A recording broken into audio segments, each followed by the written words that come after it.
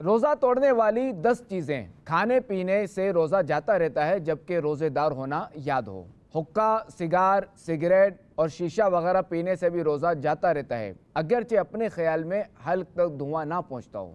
پان یا صرف تمباکو کھانے سے بھی روزہ جاتا رہے گا اگرچہ بار بار اس کی پیک تھوکتے رہیں کہ کیونکہ حلق میں اس کے باریک اجزاء یہ پہنچ جاتے ہیں۔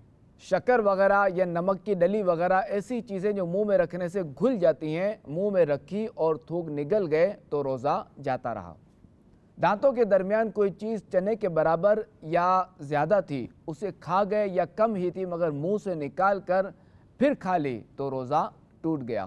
دانتوں سے خون نکل کر حلق سے نیچے اترا اور خون تھوک سے زیادہ یا برابر یا کم تھا مگر اس کا مزہ، اس کا ذائقہ حلق میں محسوس ہوا تو روزہ جاتا رہا، اور اگر کم تھا اور مزہ یعنی ذائقہ بھی حلق میں محسوس نہ ہوا تو اب روزہ نہ گیا۔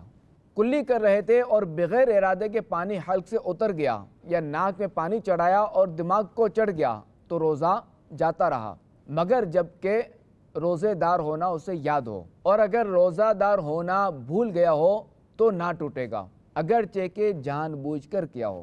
یوں ہی روزے دار کی طرف کسی نے زور سے کوئی چیز پھینکی اور وہ اس کے حلق میں چلی گئی تو روزہ جاتا رہا۔ جب تک تھوک یا بلغم منہ کے اندر موجود ہو اسے نگل جانے سے، اسے اتارنے سے روزہ نہیں جاتا کہ بار بار تھوکتے رہنا یہ ضروری نہیں۔